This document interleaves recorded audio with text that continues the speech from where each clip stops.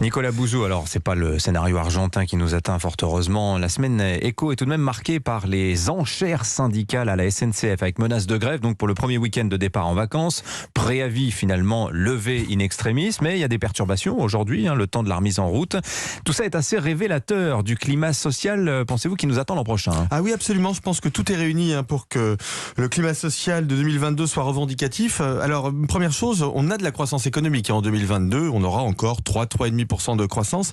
Il faut bien comprendre que le climat social se détériore en général quand il y a de l'activité économique, tout simplement parce que c'est là qu'il y a des choses à partager, des revendications salariales qui peuvent être satisfaites. Partager les fruits de la croissance, comme dit Bruno Le Maire. C'est très exactement ça. Donc il y aura de la croissance. Il y a de l'inflation. Et ça pèse sur le pouvoir d'achat. L'inflation en France, elle est de l'ordre de 3%. Et mon diagnostic, c'est sans doute qu'elle va durer un peu.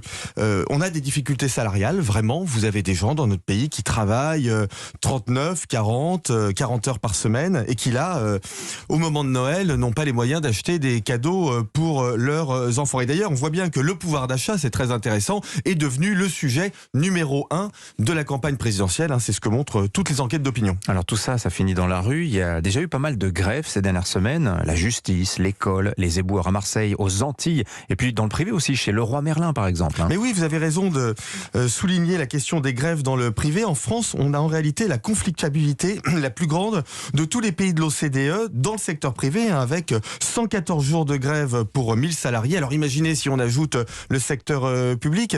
Je voudrais vous dire quand même que cette question sociale, cette question des salaires et donc cette question des grèves, c'est aujourd'hui une question mondiale. On la voit en France, mais aux États-Unis par exemple, il n'y a jamais eu autant de grèves depuis plusieurs décennies.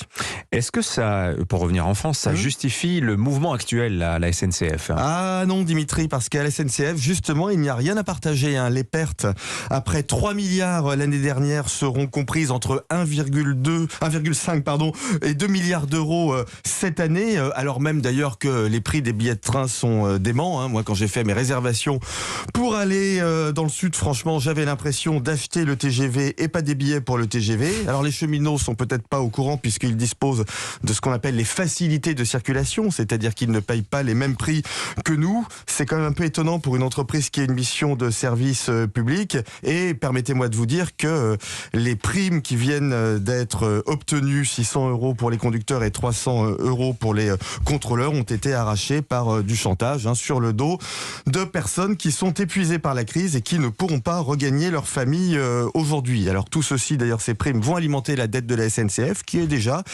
quasiment de 40 milliards d'euros. Non, tout ça n'est pas de la saine négociation, mais c'est de l'abus de position dominante. Espérons que la concurrence toute nouvelle de Trenitalia remette de l'ordre dans tout ça. Merci Nicolas Bouzou, le risque social qui remonte en France. Merci à vous, c'était votre édito, 7h19.